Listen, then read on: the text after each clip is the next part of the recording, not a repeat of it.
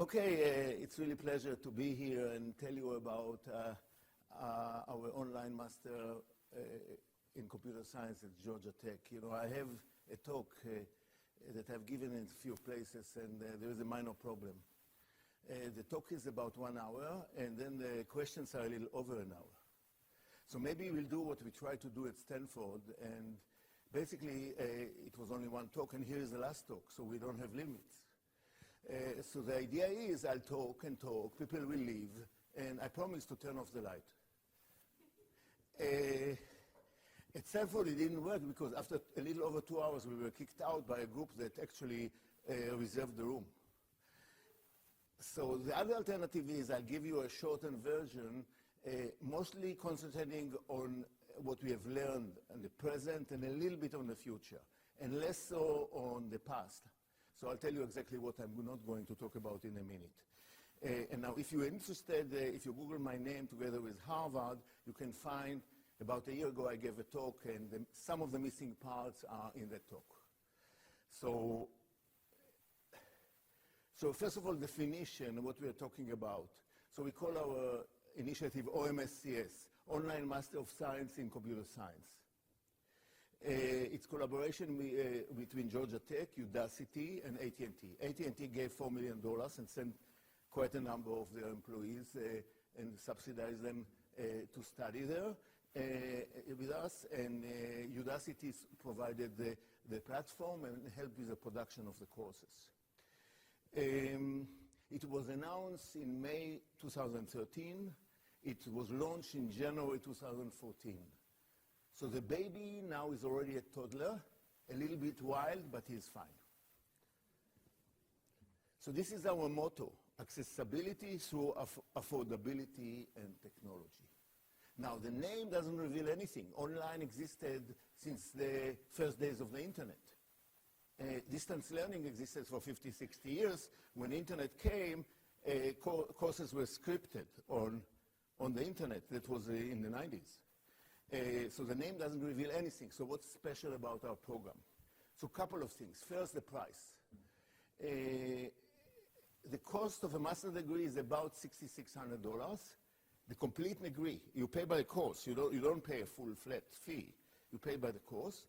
And for example, in public universities for non-state, out-of-state students, the cost is about $42,000. In private universities, the cost is about $70,000, maybe $72,000. So our cost is about 10%. And that caused a mini earthquake. And the other difference is that it's MOOC-based. It's MOOC-based. Previously, online and distance learning was you just tape the course, the class, and you had talking heads. We use the pedagogy and the technology of the MOOCs. It's not massive. It's big, but it's not massive. We'll get to it in a moment. So, and this is currently the world's only accredited MOOC-based degree in computer science. Where are we now? Students started to graduate, but only a few of them. It usually will take 2 to 3 years to graduate. 76 already graduated, 18 in December, and 58 in May. Eventually, it will be hundreds that will graduate in any graduation. Enrollment, we don't know yet. In the fall, we will have close or maybe surpass 4,000. We don't know how many will survive the spring. There are all sorts of variables now, but the number is about 4,000. Harvard University, people do a research, and they claim that our OMS CS is the largest master program in the US and probably the world in computer science. And something else, domestic versus international, Russia slowly shifting. Now it's 22% international, so the majority is domestic. When we started, it was 13% international. By the way, the Southern Hemisphere is not well represented. That's why I made the effort to come here. The inspiration to my work are two books by Rich DeMillo, my predecessor as dean and a colleague and a friend in Georgia Tech. Those of you interested in American higher education, I highly recommend to read both of them. So the first one is actually what came out in 2011, and the story is what's wrong with American higher education.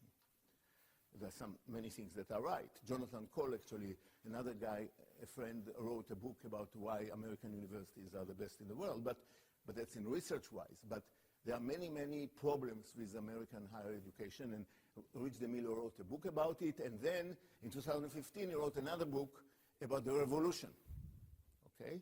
And Coursera, Udacity, OMS CS, about the story of the revolution.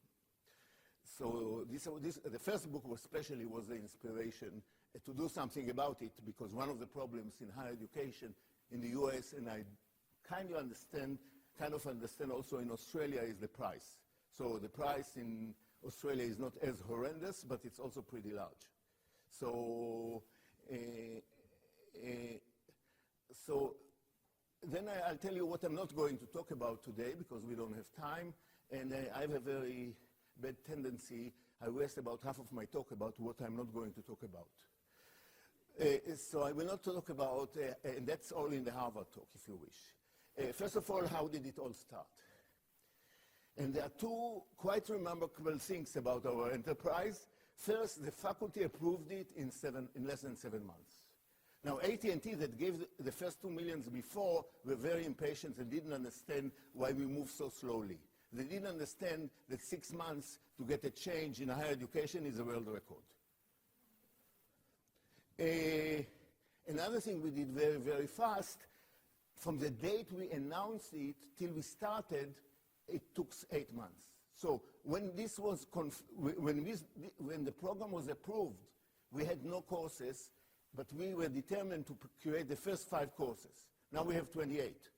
The first 5 courses, and we started in January, as I wrote before, in January 2014. And the other thing I want to talk about is why are we doing it. There are about 20 reasons. I'll give you only the summary of the reasons. So why are we doing this? Because we can, and we should. But there are really about 20 reasons why to do it, but we have no time for that. So first of all, so a little bit, I said not too much of the past, so a little bit on so far, overall application. So far, since October 2013, we actually exceeded 10,000 applications. Admission rate is 60%. Wow. Should be terrible program, 60%. You know, American system is a system of admission, is admission by denial. You deny 93%, Stanford deny 95% of the students. I'm sure 30 or 40% of them are highly qualified. And they use a system which is like a lottery, because they use all sorts of, I make fun of this in my full talk, but on even days they choose somebody else, and very difficult because there is a big gray area of many people that are highly qualified. But our motto is accessibility, and we accept everybody that is qualified, with a little error towards we're not sure we accept you.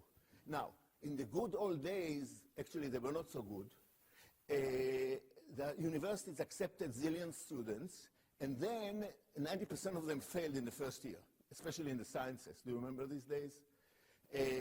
Eventually, because the price is so high, and eventually when students started to be treated like human beings, they changed the system, because actually 90% that waste a year on this hate you afterwards. So it's not a terribly good idea to use this method. So we accept everybody is qualified, but really there is an admission process which is comparable to the on-campus process. So we don't accept just everybody. In the application, nearly 100 countries represented, all 50 states. Vast majorities are, of course, one of the requirements is to have a BA. So you cannot, it's not like in Coursera that there is an 11-year-old taking your master degree. They have to have a BA. and they work in computing in IT. Surprisingly, 700, more than 700 have advanced degrees. 120 of them have PhDs. So we have all very, very interesting, diverse student body. 79 or 78 are domestic students, inverse or on campus. On campus, 87% are international. Now, why? There are several reasons. The main reason is the biggest on campus, 51 of the 87 on campus are Indians. And the Indians don't really, or the international and the Chinese as well, they are second. They don't want the degree, they want to get into the States. And they study online, they don't get a visa. So, though India is still the biggest, we'll see later, in the online, but not with these percentages. But this indicates, because the populations are very different from the on-campus, that we are not cannibalizing the on-campus program. In fact, since we announced it, the number of applications to the on-campus program increased by aggregated 86%. Because somehow more people heard about Georgia Tech because of what we've done. Now enrollment. I spoke about applications, now enrollment. 4,400 people enrolled, that's a mistake. It's not fall to 2015, it's spring 2016. The last semester, we had 3,300 students. So you see, we lost about 1,100, we lost 25%. Not really lost them, because some of them skipped a semester. Okay, so we don't know exactly how many lost. Most of them we lost. So we're losing. It's difficult. It's demanding. Not everybody that gets in gets a degree. You know, at Harvard, very, very, very difficult to get in. But then it's a cakewalk. You know, everybody gets a degree. Because actually, some of the inferior universities like Columbia have much, much better undergraduate education. Once you're in Harvard, you know, unless you had some mental breakdown or something, but in 99%, everybody gets in, and you know, the average GPA is A++, because everybody is above the average. So that's in many of the universities, but Harvard is a typical example. What about the demography? They are older. The students are older. 11 years, you know, the normal undergraduate student is, a master student is 22 years old on campus. Here is 33, 11 years older. As I said, 79% citizens, also among the enrollment. That applications and enrollment. 55 states plus territories, 86 countries. So I said Southern Hemisphere not very well represented. Probably every country is represented, but by one or two. It's very, very small numbers. And again, like with the applications, 700 or so advanced degrees. So, because mostly those with master and PhD, they're usually admitted. So we have enrollment melt. Every semester we lose some student. So the melt is larger than residential, but far below typical MOOCs. Typical MOOCs, the survival rate is single digits. Actually, this gives the history of every semester since we start. We lose about 20%. What does it mean we lose? The number of students that start the semester compared to the number of students that finish the semester. Actually, we improved a little bit. It's now 17%. But it doesn't. But we already have collecting some data. More than half of those that dropped come back. So somebody takes the online, but it's so cheap. And they have difficulty at home or difficulty on a job, or they see that they won't get the grade that they want to get, they drop. It don't cost them that much. And so more than half of the drops come back the following semester. So this is the enrollment growth with the question now whether we'll pass the 4,000 mark in August. We don't know. We'll know only then. What happened, something that totally amazed us, is all the social networks. The students got in many communities. These are the biggest Google+, Facebook, LinkedIn, HipChat, you name it. The biggest one, the biggest is Google+. It has more members than the number of students. So there are, some of them may be potential students, some of them thinking about it. They just joined the discussion. So we have more than the number of students. Also Facebook is more than 1,000. On the right, there is a picture. There is a Grace Hopper conference for women in computer science, and we also sent some of our students. You see they are all with our T-shirt. And by the way, T-shirt is the best community builder and the best return on investment. They love it, they post it, you name it. It costs $4. So we have 57 different groups. They have groups according to course or group according to geography. So I met the OMS CS Silicon Valley. I met them. Okay, so they have several dozens, I don't remember the number. So they have 57 groups and they communicate, and in addition to the Piazza, Piazza, what we use for the online on the platform where they communicate about the class, but they also communicate on Google Plus and other things about the classes. And they have a community spirit. So on the left there is a husband and wife. On the right, we just got that's a very fresh, hot from the press 2 weeks ago. We have an Indian student that actually couldn't get internet connection, but he downloaded it, and he sent us pictures. That's the northern Himalayas. So they are all over the world. The one on the right there was on a job trip to Singapore. And they blog, they write, and we did some survey. 93% would recommend to a friend. 97% said the obvious, that it's a good or great value.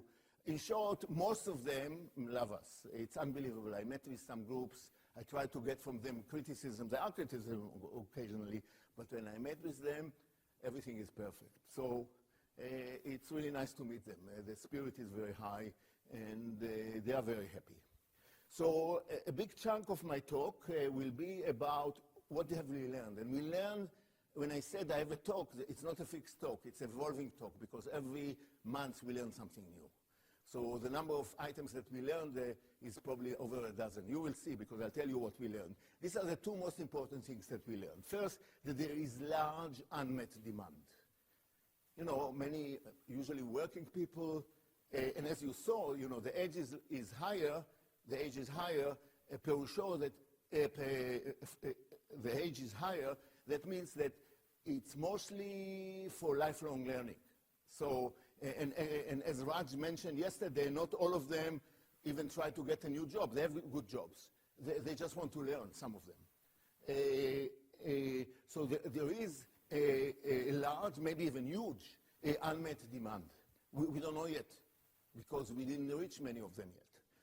And the second one is you can't learn from what you don't try.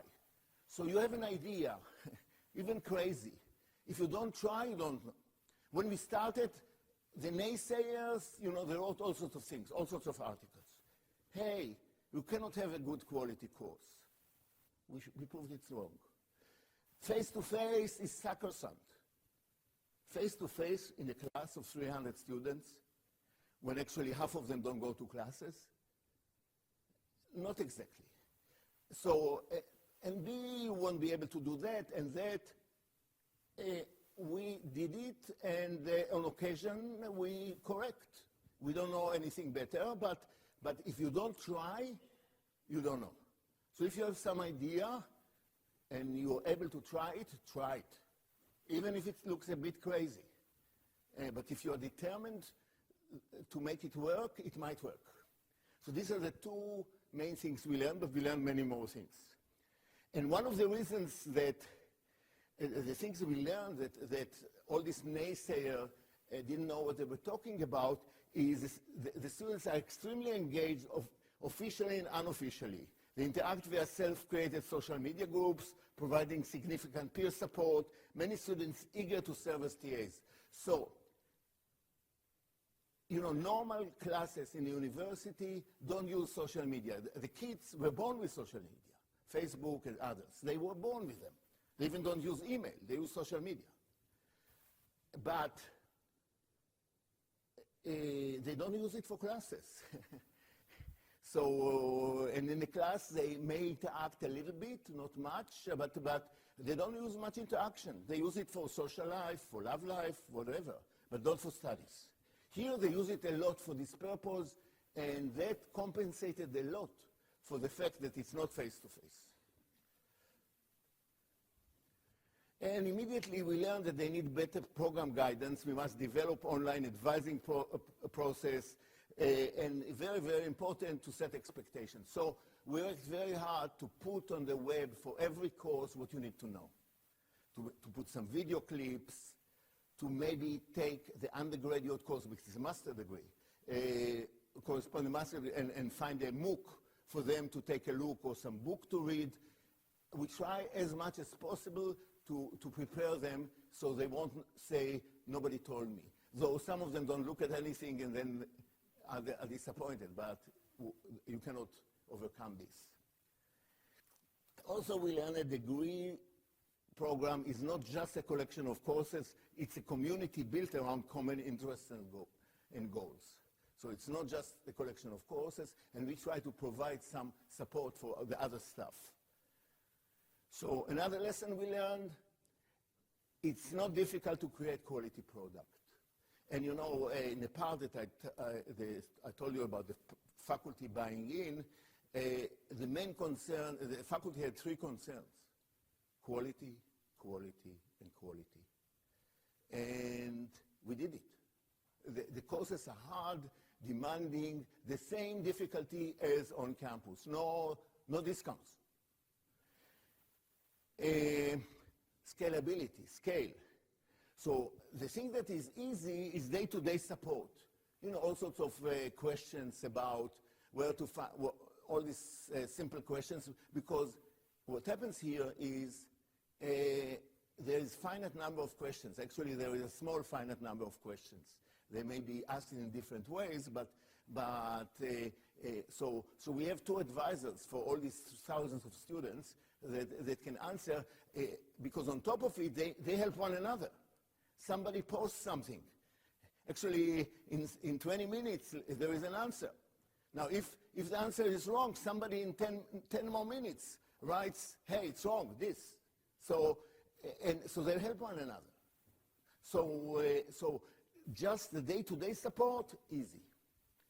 The most challenging part is the grading, So, of course, if you have only questions with yes, no answer or 4 possibility answers, or if you only check for the final result, then you can automate it. But projects and problem sets, if somebody did a perfect project and at the end he goofed, he actually should get most or all the credit.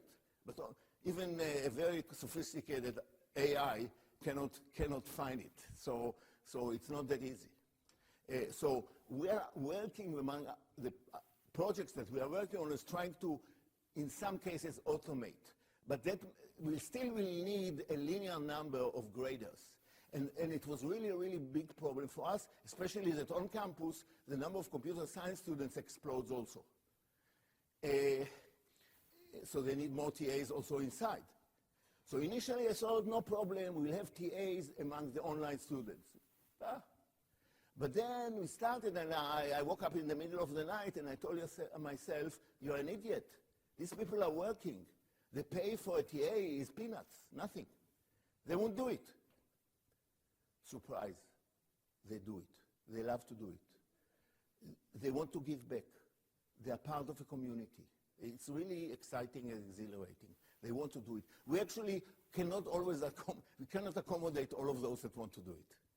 So of course we have to check that they are good enough, etc. But we use increasing number of these TAs. So another possibility, difficulty is intentional advising, career and other things. So that also will need, but here we are not doing a great job yet. Though, career-wise, many of them have jobs. So, but still, we want to provide them all the services that other on-campus students get. The other thing we learned, technology must improve. So the technology is decent. It's pretty good for community support, for test taking, for project. It's good, decent, not very good. It can be highly improved. So we're only in the beginning of the road. Course discussion are not just possible but frequent. A lot of course discussion. And they also defend us. So some students go and complain bitterly, and then somebody else answers him. It's Georgia Tech, baby. So he complained it's so hard, but Georgia Tech, everything is hard. So they actually, we have the students that actually support us, answer for us, and it's much better the defense comes from them and not from us. So I'm not sure you read about it.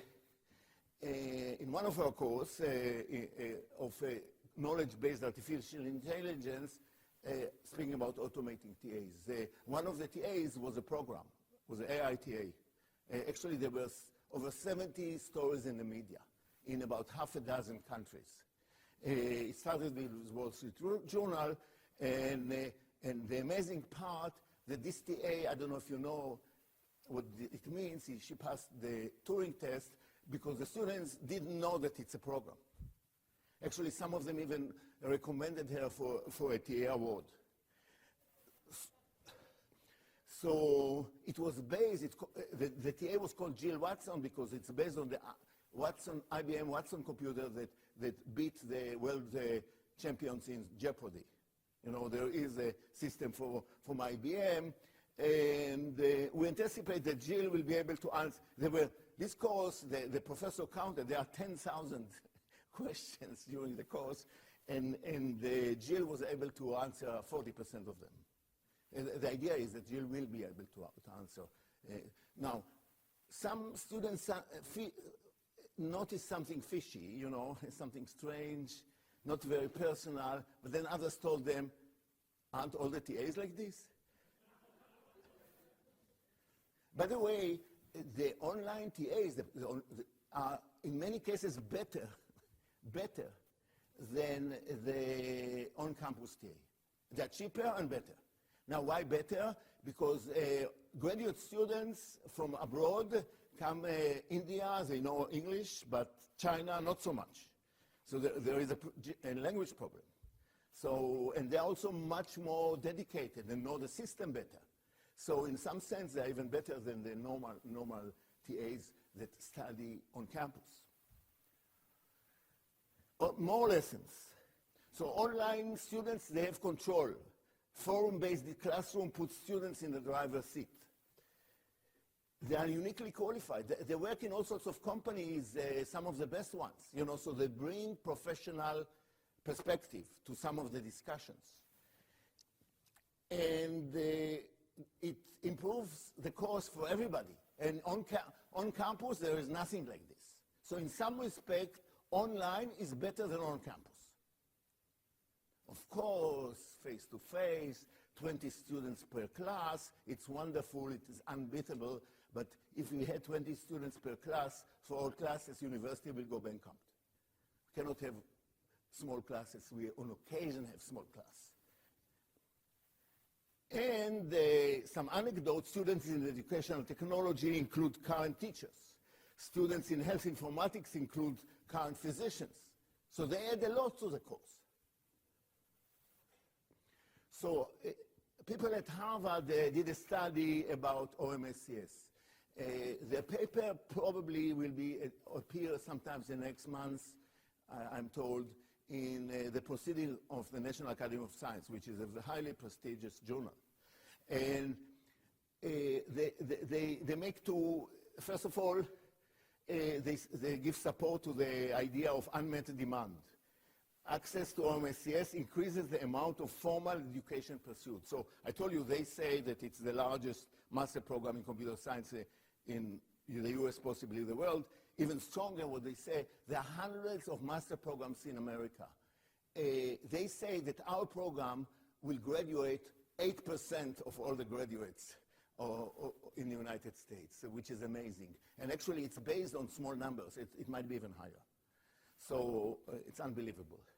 And they also say something that makes sense, that it provides flexible mid-career training because low-cost, high-quality online education has the potential to improve the stock of STEM-based human capital, in part by meeting the needs of those unable to enroll in traditional time and place-constrained coursework.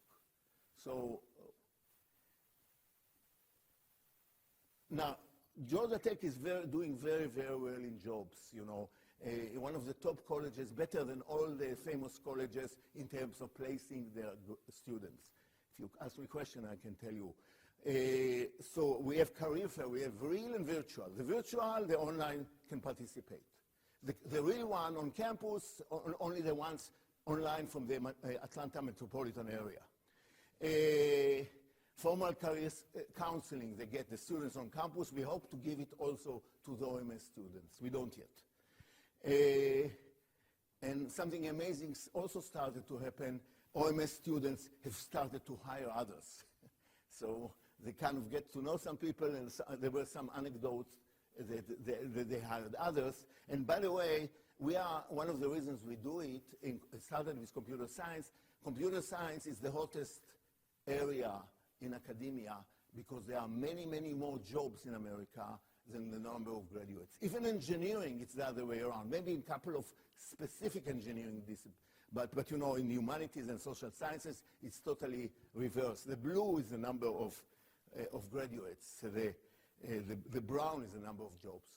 So it's the hottest area, and that's why we have all these large numbers. And we have an amazing story by one of our students. One of our students did a project, and he Googled some terms. And you know, it's a little scary. When you Google something, Google is watching. So Google knows what you are looking at. And then he got to the screen a message that told him, hey, you're speaking our language. Do you want some challenges? And he said yes. And they started giving him quizzes and tests. So 4 or 5 days they exchanges. They sent him a challenge. He worked on it and gave them an answer. After 4 days or 5 days, he got a job in Google. He blogged about it. There were more than 100 news articles, not all of them mentioned OMS CS, in 17 languages about it. Plus, we have other anecdotes of students that found jobs with Googles and others in the middle of their study. So what's next? I'm almost there, and I have 7 minutes. Maybe I'll steal 2 more. The deadline, if any one of you want to take a master in computer science, never too late. Deadline is September 12th. Virtual career services. We want more companies. We want to make it better. But so far, not so many are graduating, so we are not there yet. But soon we will have many, many graduates. International. You know, one of the reasons that international is low because they want to come to the States. Another reason, they don't know about us internationally. So India is our largest, so 51 of the on-campus students. India is about 9%. 300 of our students are from India, 250 from China, which is 7%. Africa, very few, but we are in contact with Africa, and hopefully we'll provide significant part of their computer education to the brightest people. We worked so far with no success with liberal art colleges to provide the combination BS-MS. So they'll do BS and MS in the liberal art college, but they can do it in their cohort, in the college. And we're trying to boost female and underrepresented minorities. Underrepresented minorities, we have the same percentages as the one in the population. So that's good or okay. Women in computer science as a whole, the women ran away in the 80s. And they didn't come back yet. They haven't come back yet. And it's low, even lower in OMS than on campus because on campus they are international. In India and China, many women come. So, but we have, and I thought that OMS CS will help women, especially women with children, etc., to continue their education. Hasn't happened that much. So we're always working hard, and part of the reason we sent it to there is this Grace Hopper Women in Computer Science, the attempt to increase the percentage of women in computer science. There is a global roadshow. I want to apologize, Raj. We left out Illinois. You know, Illinois is in the middle of the state. And so we've given a few talks about it. There is great interest. And as I told you, it usually takes 2.5 hours. So, and so people ask us, how do you measure success? How do you know you're successful? So first, all courses should be top quality. And we continue, and we check. Not top, good. Very good. No, always you can improve.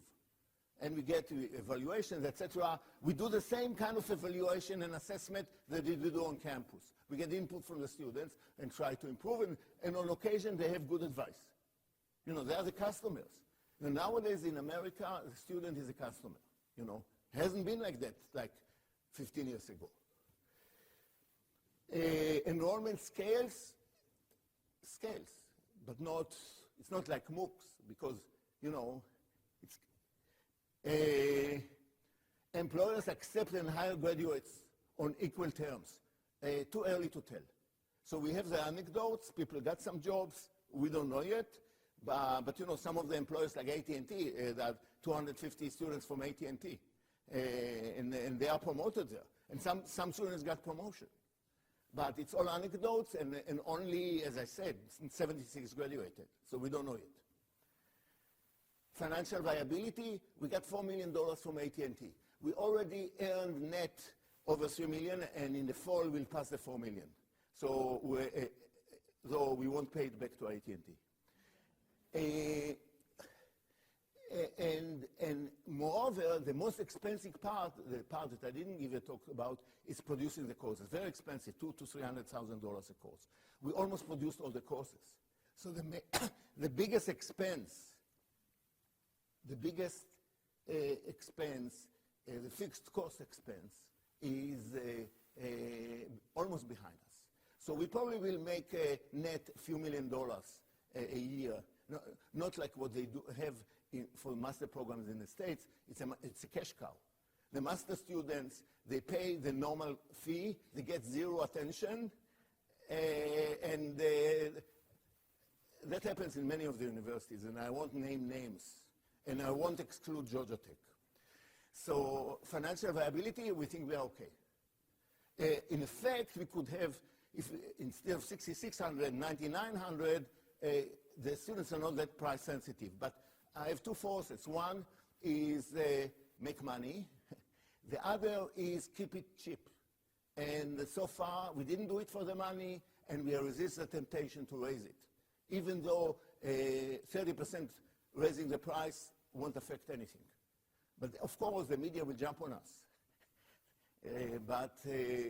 Except for that. So we are resisting the temptation.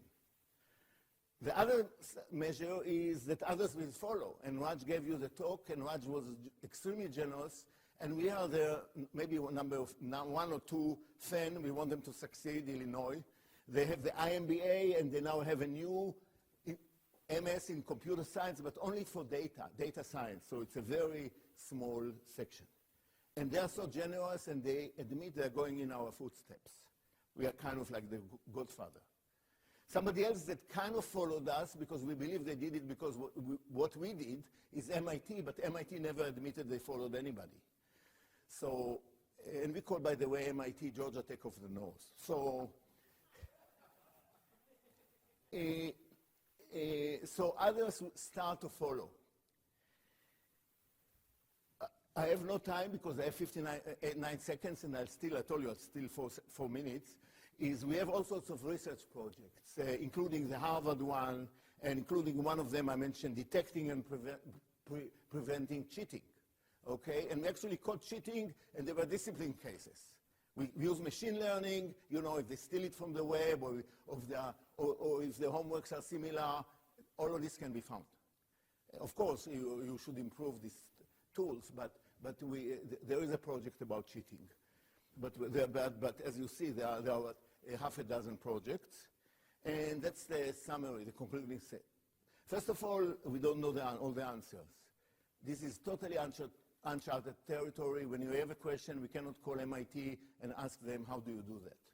Because they've never been there. So in some sense, 3 years ago, that was when it was approved, we jumped into the water, and for the last 3 years, we learned how to swim. And we swim sort of, but that's what we did. So we don't know all the answers. Some of the things are very challenging, as you will see. Overwhelming reaction. There have been, so far, I don't have the exact count, last I heard 880 media articles, 7 in the New York Times, including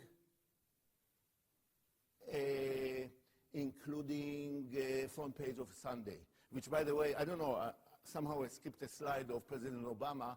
President Obama, his speechwriter, read the article from the Sunday New York Times on the front page, and 2 days Obama talked about it in his speeches. And also, that was before we started, just after we announced. And then in 2015, he came to Georgia Tech, and the White House said that the first reason, he had 3 reasons, is us. So Obama actually has been working for us. But he had a full-time job, but I'm told that starting in January, he will have much more free time.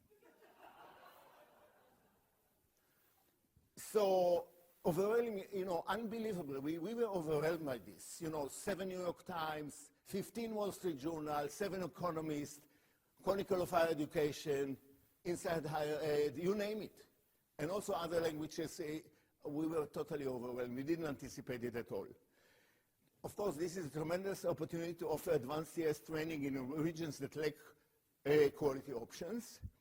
And the big question is, how do we scale? You know, some of these things are still a very big challenge, especially the grading and the student support and intentional advising.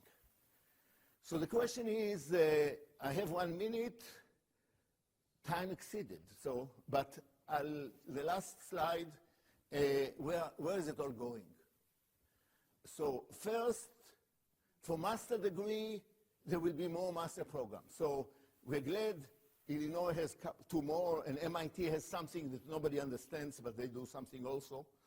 And there will be more. Actually, Raj and I we were invited to the Coursera partner conference in The Hague. I have no war crimes.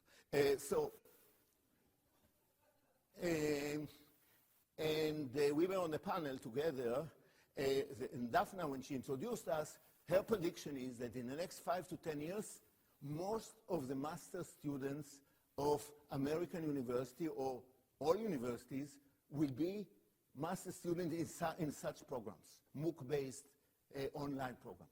Most. That's her prediction. You see, one program, we have 4,000 students. So she predicts that that's the case. You know, I don't have prophets in my family, so I don't predict. Now, so that's master programs. It will be more and more such programs, and we will be delighted because that will be one of the measures for our success.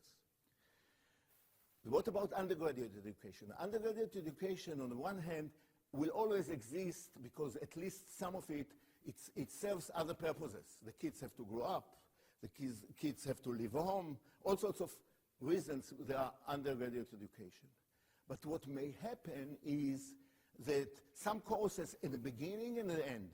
And in the end is like some of them like the master courses. So they might be online. In the beginning, like Calculus 101 or Physics 101, Udacity has a wonderful course in the Physics 101, should be online. The kids should do it at home. So if that happens, and we are working already at Georgia Tech on a course of basic programming. Actually, we do it parametric.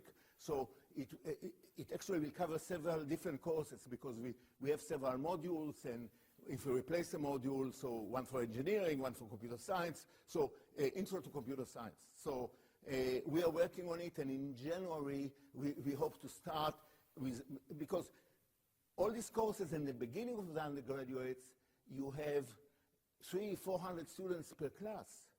So the face-to-face is a joke. And many of the kids don't show up, you know.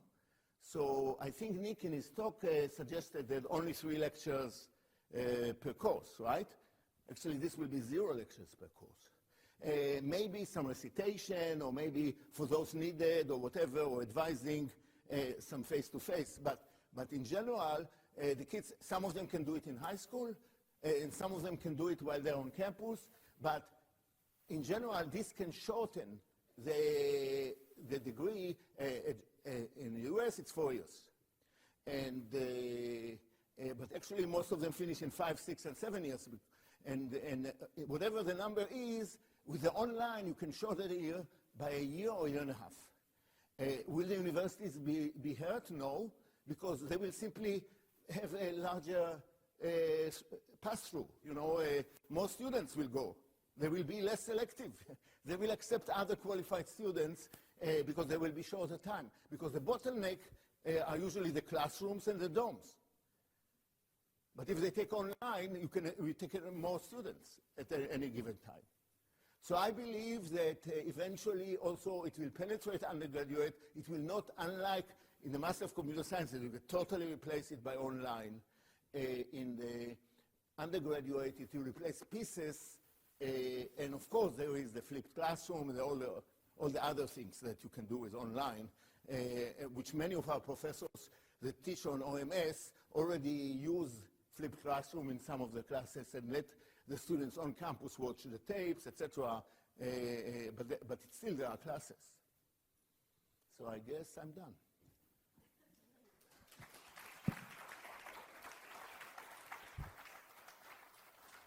So we now have an hour for questions.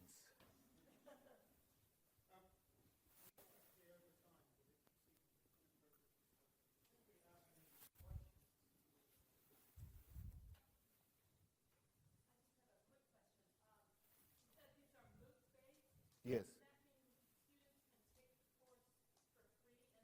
No. First of all, there is also MOOC version. So all the courses, everybody can watch them. Because it's not released immediately, but after a few months, the MOOC version of the course, but without faculty interaction or TA interaction, they can study like all the MOOCs.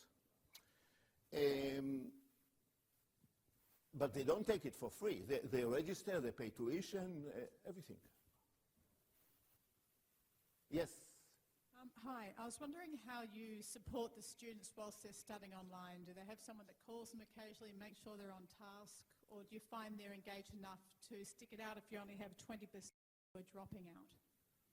No, there is office hours by the professor, by the TA. You know, there is office hours. Plus their own interaction. They help one another. And there is also, we develop, actually there was a startup that developed, forgot peer grading or peer something, but not, the peers help you, explain to you what was wrong in your problems. So they are in groups of 5 or 10. They don't do, you know, sometimes it's in teams, so they can do work together.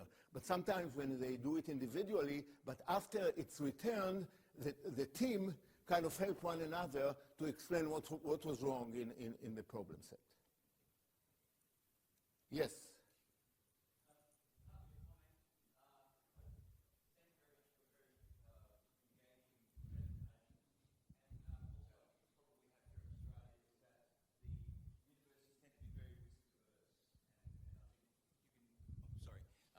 We tend to be very risk-averse here in universities in Australia, and I think what this calls for is some risk-taking. And if you can convince the Australian universities to take some risks, financial and otherwise, then we may be on the right path. But thank you very much for a very engaging presentation. Somebody has to lead it. That's the bottom line. American universities are very risk-averse. They're number two. Number one is the Catholic Church. Number two is the American university, the universities in general. And faculty are always against change, even if it makes sense for them. Why? Because they suspect that there's something behind it, and they're usually right. Yes? All right, from Asia, Asian universities are even more risk-aversive. So just interesting to know, how do you actually conduct the tests and assessments? Is it via proctor examination? Yeah, proctor. What happens is, first of all, you can cheat. So I gave this talk at Harvard and asked this question, and I said, I've heard about some university in the eastern coast of the US that had a major cheating problem. They all laughed. It was Harvard. So,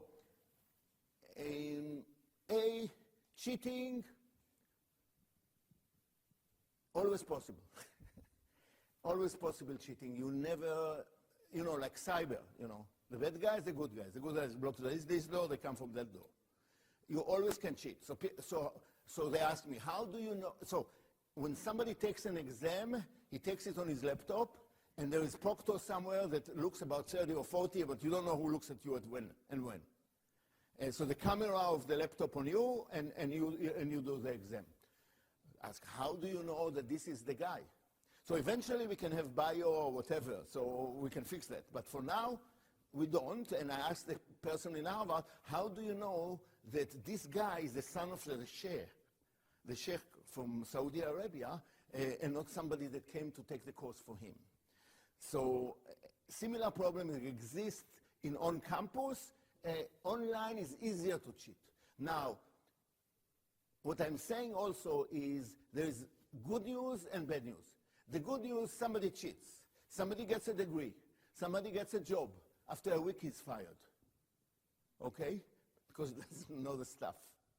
So that's the good news. The bad news is, in the process, he hurt our brand. We get a name of a university that awards degrees to cheater. So, of course, we don't want it to happen, and we work trying to prevent it. Cannot prevent it 100%.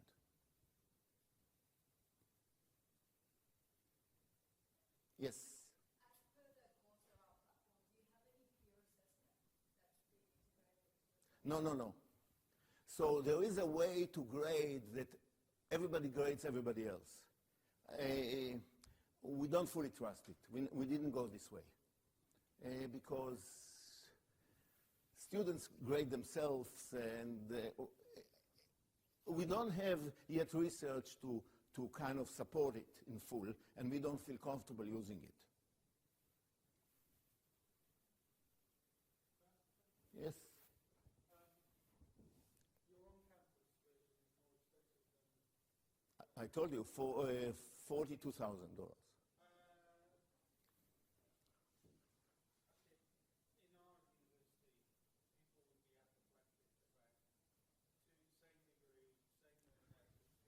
We were worried about it. There was no revolt. And partly because most of them are international. And they don't care. They pay this money to get in. So we didn't have it. Also, there was some people complain, oh, it will hurt the brand. You give so many degrees, it will hurt the brand. It dilutes the brand. There were some voices. There was no major cry. We were ready to deal with it, but there wasn't. From alumni, the alumni, they got the degree, they paid this fortune. And even, as I said, in the on-campus, they're not treated well, but they still love us because they get terrific jobs. So they were not treated well, nobody cared about them. Somehow they took the courses, they forgot the bad times, they still had the degree and still got some terrific jobs. And those of you who wanted to stay in the US stayed in the US, so they're usually happy afterwards. So is each course over one semester, so course will last 13 weeks? 15 weeks. including the exams, 15 weeks. It's a full, unlike some of the other cases where it's 8 weeks or 9 weeks. So this is a full course, like the same thing, the same difficulty, no difference.